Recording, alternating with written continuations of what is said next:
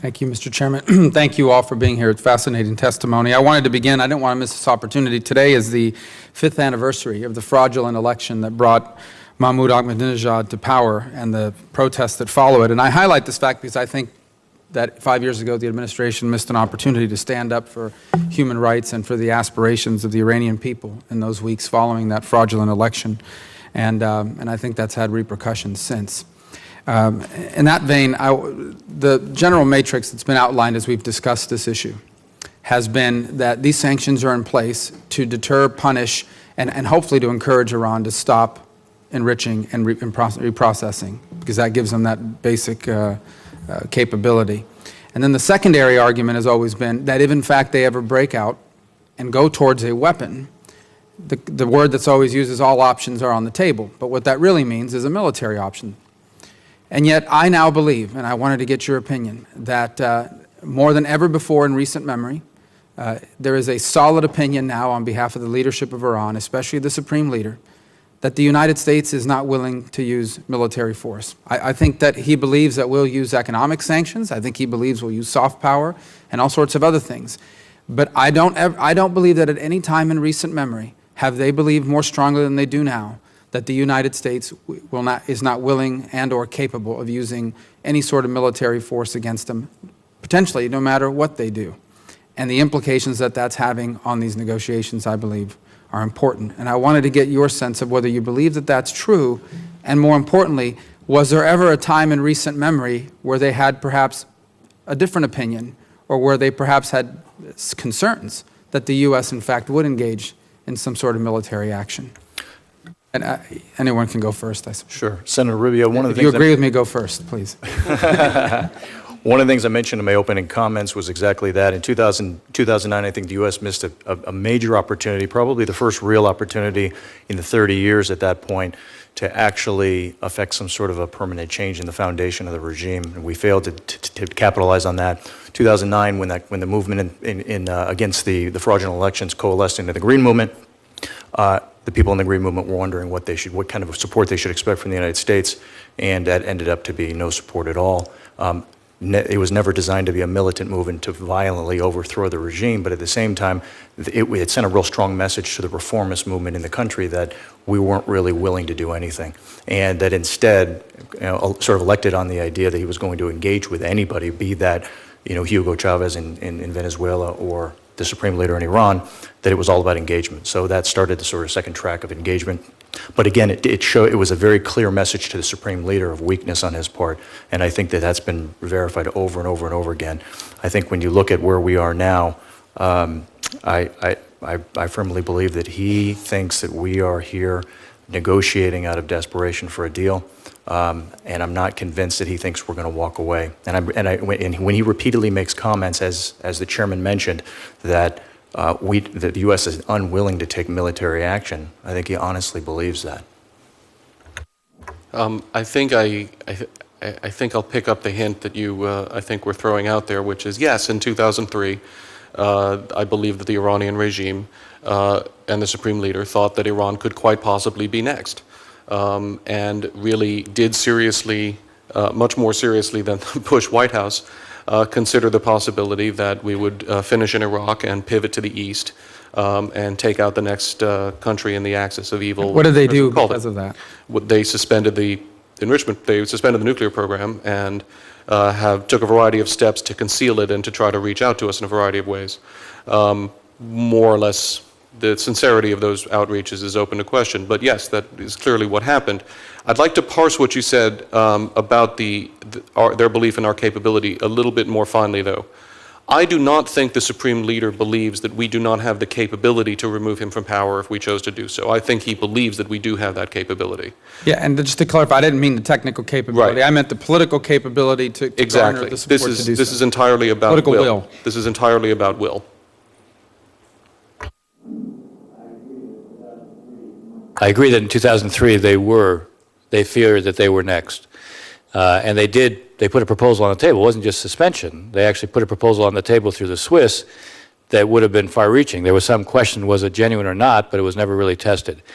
By 2005, 2006, they had walked away from the suspension without any consequence to them by At a point in 2006, 2007, when we were really tied down in Iraq, they no longer had the same kind of fear.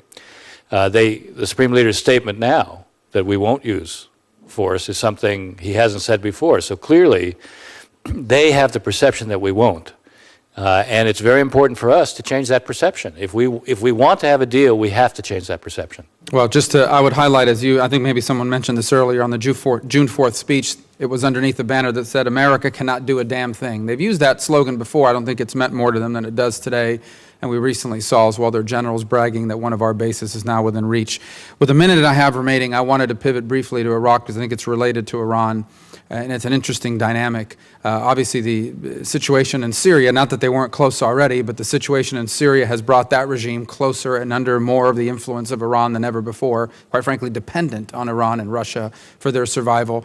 And now we're seeing something similar potentially play out in Iraq, where increasingly, because of ISIL's gains over the last 72 to 96 hours, we have to assume that the Iranians are all in with regards to pushing back against that. And we know that there's the presence of these Shia militias, many of whom have been equipped and trained, if not all of them, by Iranian forces. What are from a regional perspective, of course, the interesting dynamic is that in many respects, we actually share an enemy in ISIL, even though our interests may not coincide in terms of the long-term. In fact, they do not coincide in terms of the long-term future for that area. But I wanted your take on what is happening now with regards to Iraq and Maliki and that government's increasing dependence and/or reliance on Iran for potentially their very survival. A couple of quick points about Iraq. One is the Iranians, I do not believe, have the capability to help Maliki regain control of his country any more than they have been able to enable Assad to regain control of his country. And so Maliki, we continue to have a theoretical opportunity in Iraq because we can offer the Iraqis something that the Iranians cannot. We have both the capability and the desire to help the Iraqis reconquer all of their territory from ISIS, which I believe that we could with the rapid use of military force, which is certainly not going to happen under this administration. So we are in a situation, as we always have been in Iraq, which is that the Iraqis will take Iranian assistance, especially when there's nothing else on offer. But they would prefer our assistance because we can offer them things that the Iranians can't. Another thing that we have to be very clear about, in a certain sense, we have been having a fictional conversation here about sanctions.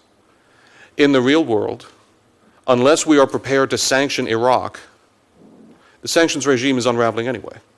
The Iranians have been working aggressively to expand their ability to export oil and many other things through Iraq.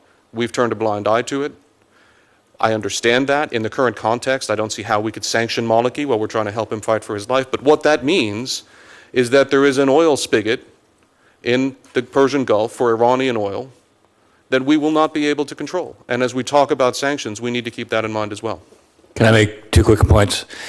First, I think we should be prepared to help in Iraq, given the stakes.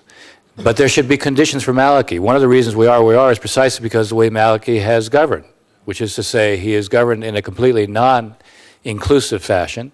He has basically alienated the Sunnis in a way that wasn't required. And if we help, there has to be some change in his behavior in order to do this.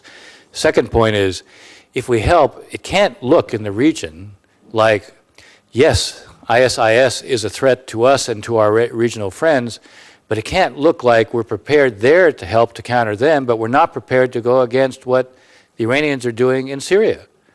Because then it looks like all we're doing is helping to shift the regional balance more in Iran's favor. And I agree with both of those comments. The other thing I would add, Senator Rubio, is when you look at the U.S. government forces that are involved in monitoring the Iran threat network around the world, the things that we could potentially do to address some of the issues you're talking about, particularly Iran's potential movement to a greater extent into Iraq. I'll give you an example. The Department of the Treasury. The Department of the Treasury has done a fantastic job in some senses, but in others it just doesn't have the resources to do what it needs to do. So OFAC designations, when you look at the thousands of Iranian entities and individuals and groups who have been designated over the years as violators of sanctions, what's happened as a result of that? They simply close the store and open up another one. There needs to be a comprehensive look at what Treasury's OFAC designations, what the impact of that's been, and what gaps we need to address, because if you're looking at ways, if you're in the context of the greater nuclear issue, and are we going to have a comprehensive long-term verification mechanism that really works? Well, a lot of the cheating that's gone on around the years could have been prevented if we had a better overseas capability with quite frankly, not on our own, but with liaison partners to actually verify the designations are being honored.